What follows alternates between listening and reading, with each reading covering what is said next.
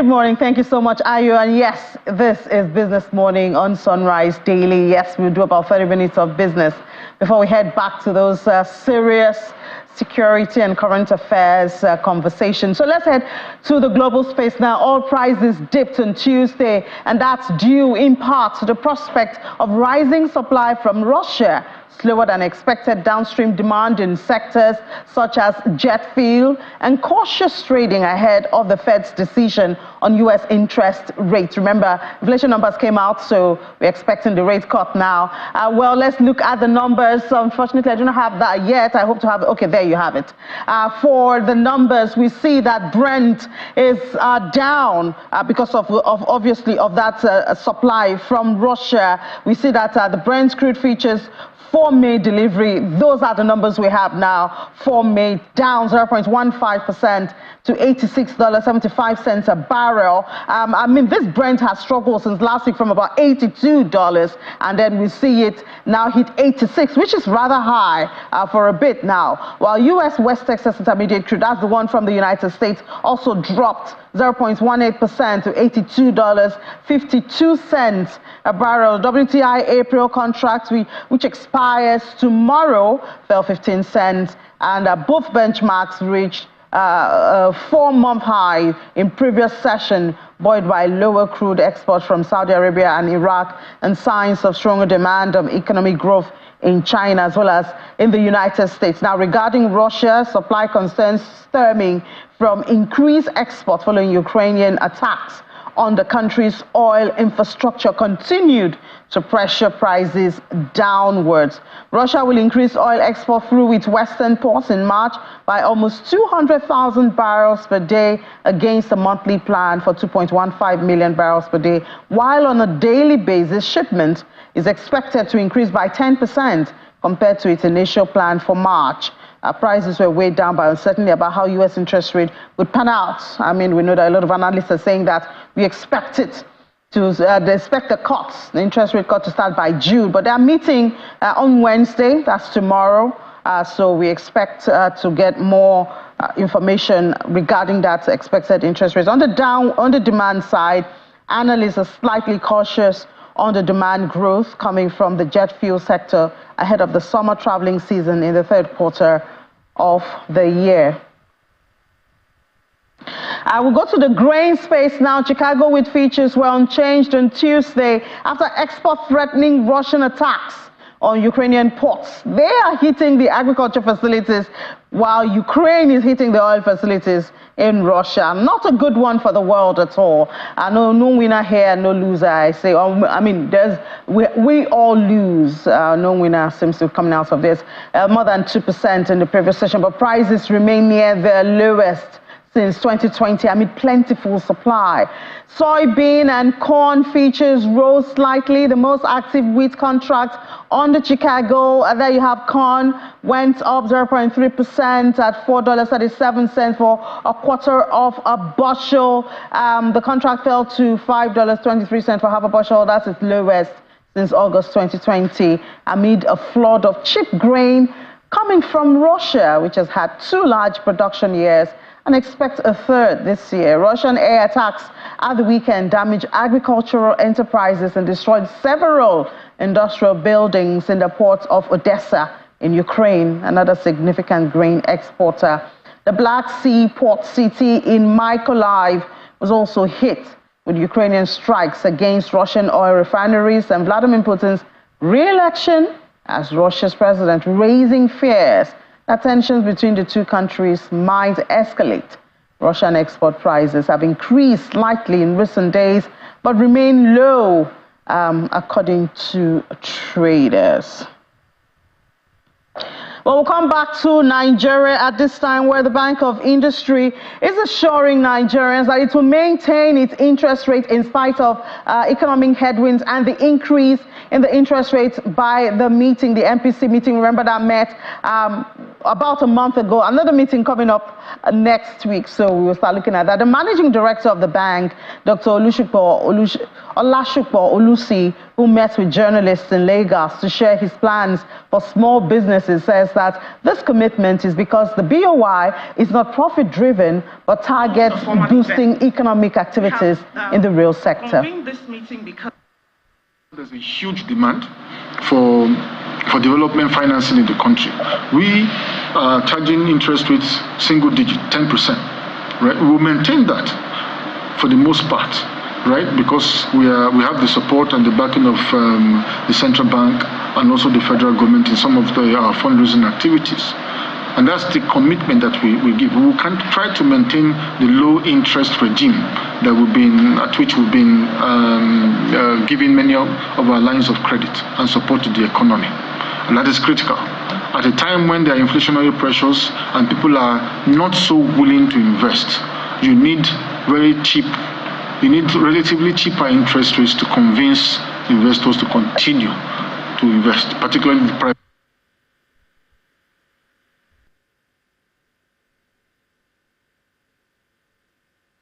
All right, welcome back from that commercial break. Now let's look at the financial market just for a bit. We do have some conversation, but starting with this, yesterday market liquidity opened the day in a ripple of 486.17 billion. That's an improvement from Friday's level of 305.61 billion. However, the OPR rate increased by 7 basis points. But I think the most important thing you want to hear about that is the rates of the Naira. So NAFEX gained yesterday 5 Naira 9 kobo to close the day at 1,572 Naira for the close from what it had on Friday. CBN entered the market as a willing seller and willing buyer, which is what we're dealing with.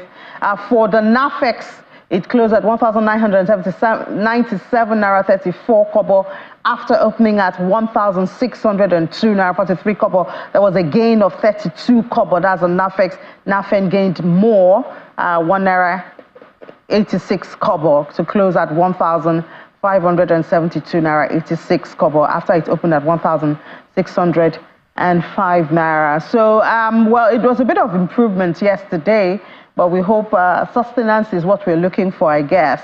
Let's discuss this and some other issues with senior analyst, financial derivatives company, Dr. Adesola Sumoni joins us from Reading in the United Kingdom. Dr. Sumoni, good morning. Thank you for your time. Good morning, Amy. Thank you for having me on the show. Yeah, so I guess we should celebrate our little wins, but we've seen this little gains on the Naira. We're just wondering, perhaps if we understand what led to this gain, we can sustain it for a couple of days at least. Indeed, Amy. Thank you for that question. So yesterday, the Naira has actually lost 43%, making it like the second worst performing currency in the world after the Lebanese pound. However, we are seeing some improvement. Like you mentioned yesterday, we saw some stabilization in the FX market, and this is owing to a couple of factors. Number one, it's beginning to seem like the jumbo interest rate and the other measures implemented by the central bank governor. The central bank is beginning to bear some fruits. For example, the interest rates, the hike in interest rates at the last MPC meeting, 400 basis points, it has been favorably viewed by investors, and so we are beginning to see some more inflow of foreign portfolio investment. We're beginning to see, compared to in February, there was a huge inflow compared to January, so that has been positive. Also, we saw that the central bank is really trying to clear up the backlog. I think in February, they cleared up, 200 million more of the backlog, which is, again, the positive signal to investors, which is good. Also, the hike in interest rates kind of mopped up liquidity, right? And we're also seeing we also see the government treasury bills, 365-day government treasury bills sell at almost 22%, which again is both attractive for foreign and domestic investors. And so these factors put together are why we are seeing some stabilization and strengthening in the market. It is so positive that some analysts are beginning to see the naira settle at between 1,200, 1,300 naira to the dollar by the end of the year. And in a very optimistic scenario, some analysts are even forecasting somewhere around 1,100 naira to the dollar by the end of the year. Yeah, well, some have said, we shouldn't really celebrate those 1,200 and 1,300 projections because we can do better. But MPC is up again next week, Monday and Tuesday. Do you think that the meeting would wait to see, the aggressive rate hike that we had in the last one just a month ago? Or do you think there'll be another hike in the next meeting? What do you see? What does FDC see? Because I know you're speaking from your findings at FDC. Indeed. So we're at a point where headline inflation is almost 32%. Food inflation is almost 35%.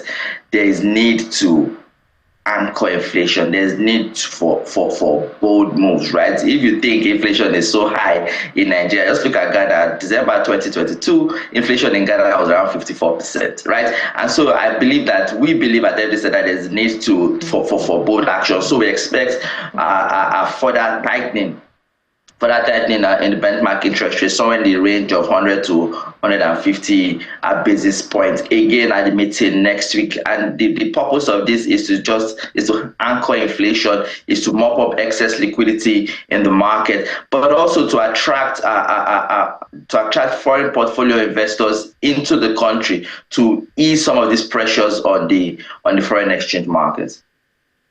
So for you now, I know like last year we had a lot of interest rate hikes, and it seemed it wasn't translating to reducing inflation. And now we have the CBN for this year targeting about 21% and 21.7% inflation. We're now at 31, almost heading to 32. Do you see this continuous rate hike leading us to that about 21% inflation by the end of the year? By the end of the year, maybe not. Sometime in the middle of next year, probably, perhaps. Because again, it's we know in Nigeria suffers from weak transmission mechanism of monetary policy, but with this huge tightening, it is going to signal to other interest rates within the economy, is going to mop up excess liquidity. I think we are begin by around H1 next year, we should begin to see inflation reach that level, or even average 21% this year, because again, this huge, this super tight monetary policy regime is likely to signal to the economy that it is likely to signal a tightening to the economy and mop up excess liquidity and help to rein in inflation and anchor inflation properly. I think that's quite important, and I believe that by H2 next year, I beg your pardon, we should see inflation slow down to around 21%. But this year, I think the average can be around as low as that. Yes. All right. So just before we let you go,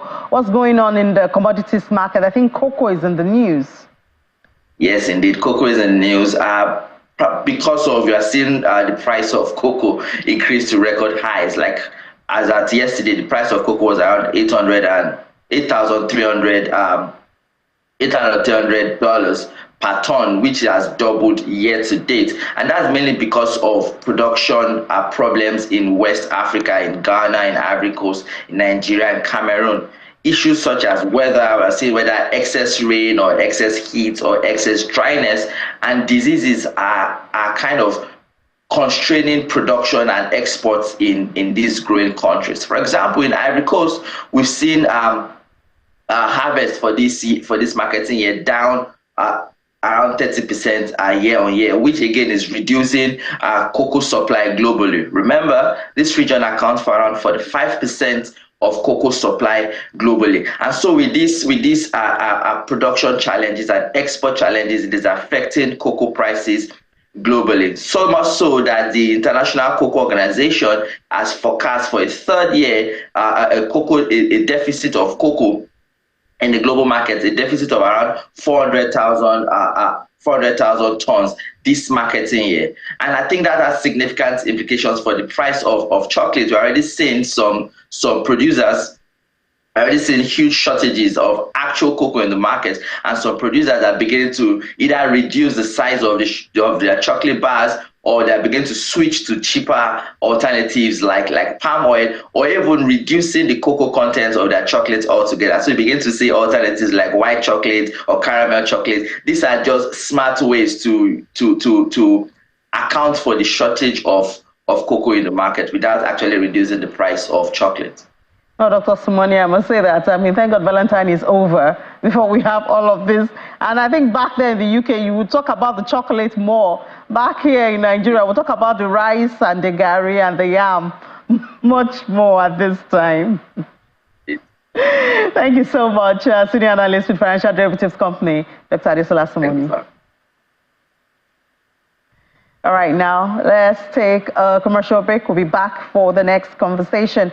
We're looking at Nasarawa State, and that state is one rich state in Nigeria. Let's find out what they're doing with the wealth under the soil. Welcome back. We head to, Abuja studio, but we talk on Nasarawa State. Now, this is one state that makes Nigeria a very wealthy country, but what we do with it, or what we do with the potential, is another conversation. Nasarawa State is one state that you have soybeans, you have maize, you have millet, you have columbite, you have marble, you have gold as potentials in that state. But what are they doing? What's the government doing?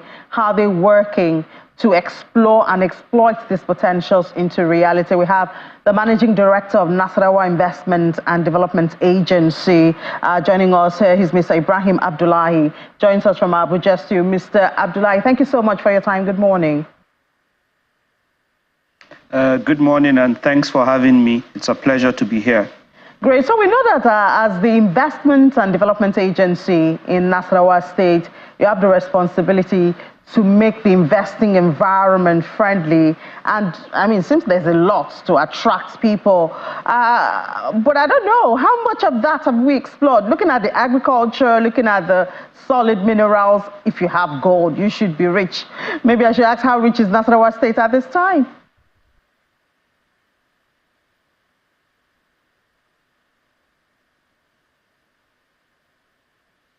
Can you hear me, Mr. Abdullahi?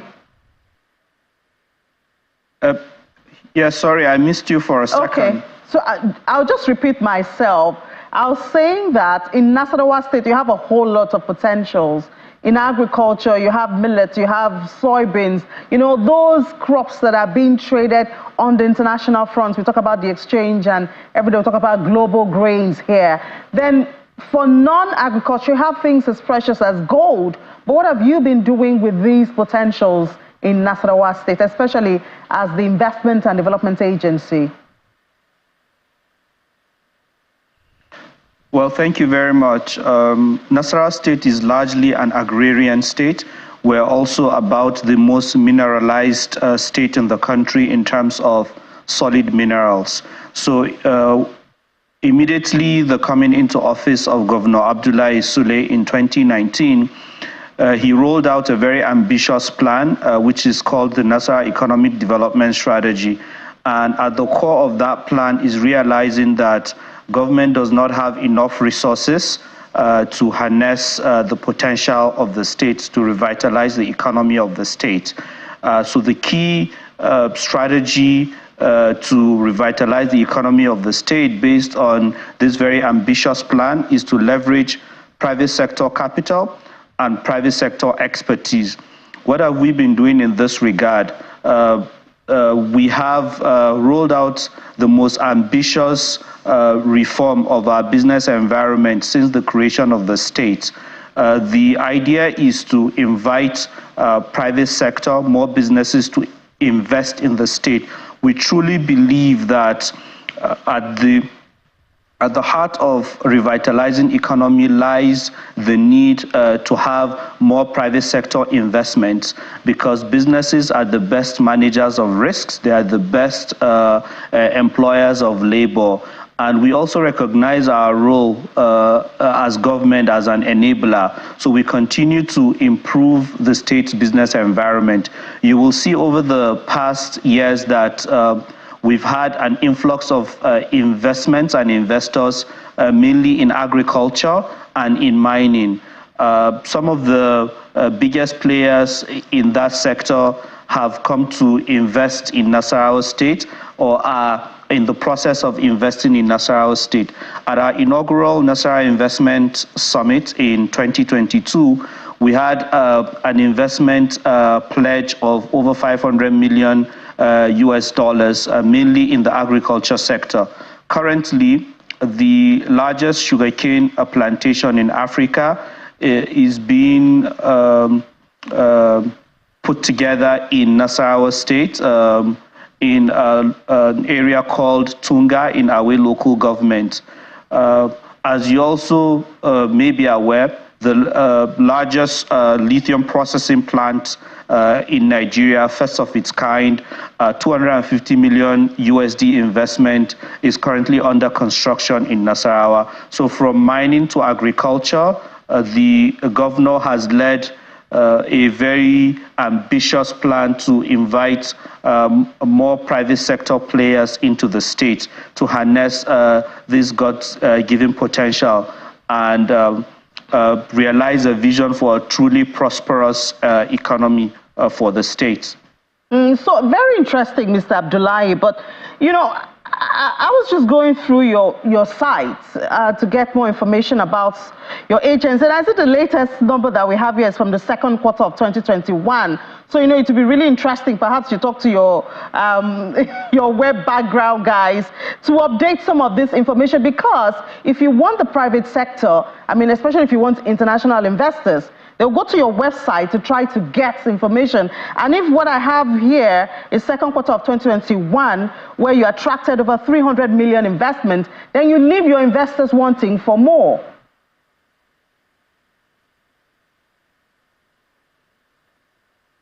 Yes, absolutely. You know, sometimes the way that this information are being rolled out, they're done in haphazard ways. Sometimes most of the information that investors get across are published by various MDAs, federal, and also policy initiatives. But we've tried as much as possible to make sure that we update all of our activities and to keep the public abreast of developments that are happening in the state. These are all verifiable developments. Whenever there is an investment coming into the state, we make sure that we do the investment announcement, and we also keep the public updated on the progress of these projects and investments.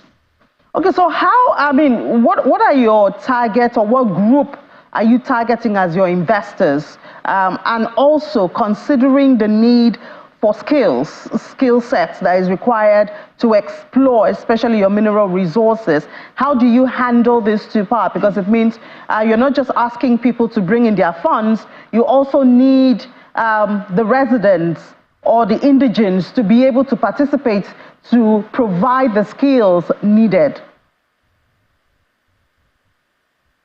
So we are not discriminating any demography in our target for investments.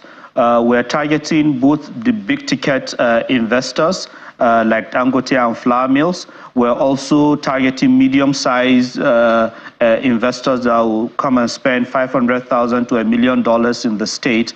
And we're also very dearly interested in small businesses that continue to be the live wire of the state's economy. So our reforms don't discriminate. Our reforms are all-encompassing, from a small trader in Bukansidi in Lafia to a big agro-industrial factory all the way in Nasarawa to the Dangote sugar cane plantation in in Tunga. Our reforms don't discriminate. We know that we need a mix of the big ticket investors, the medium-sized investors, and the small traders. So that is why we have automated a number of our processes. For instance, if you want to do a business premises registration in the state, you can access this online, and within 48 hours, you'll be able to get your business premises approvals. Likewise, if you want to obtain building plan approval, the Nasarawa Urban Development Board has the portal online for you to apply and get your business plan approval.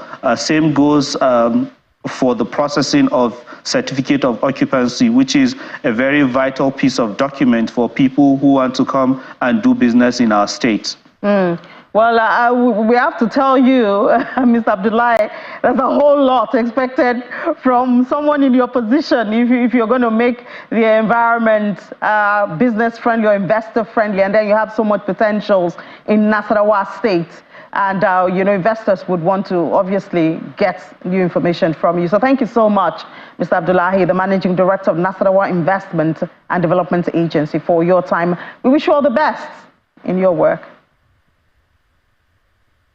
Thank you very much. It's a pleasure to be here, and thanks for having us. All right, let's head to the markets now. It was a red day at the NGX yesterday. The NGX, the Osho Index dropped 0.40%, even though we're still on the 104,000 right there. There has to be a breather, and profit taking has to come in. Equities is still holding on to 59 trillion naira, even though we've lost some of those hundreds right there. So if we're not careful today, we might head back to 58. We don't pray for that, but it's the markets. Investors have to take profit, after putting some money there. The market lost 238.55 billion naira at the close of trade yesterday. Volume, value, and deals were in the green, however. The highest gainer being the value went up more than 100% to close at 10.8 billion naira. More than 9,000 deals is what we saw. Looking at the sectors, consumer goods was the only red, 0.35%. Banking, the figures always lead there, 2.53%. Perhaps they will have profit taking today. Let's not get too excited. When money is put in, money has to be taken out. Industrial goods slightly up, 0.03%. Insurance at penny stocks building up again, 2.95%. While oil and gas barely moved at 0.01%. Top trade yesterday, the banking, trust them, the Fugas, UBA, GTCO, and Transcorp consistently and persistently gaining since Transcorp Power came to birth right there. Investors have not taken their eyes off that stock. That's Transcorp. I don't know if it's too late for you to hop in, but I know Transcorp has been moving. Look at the fixed income market and see that there were 38 deals at the NTB Treasury bills. The last auction we had here, I believe, was on Thursday, and then the federal government bonds. I think we almost had our time, so my producer out there is just pushing it. Number 17 deals at the fixed income. But I'll leave the market right there so we can head back to the Sunrise Daily studio because it's almost time for that. So that's it for Business Morning. Back to you guys, Sunrise Daily.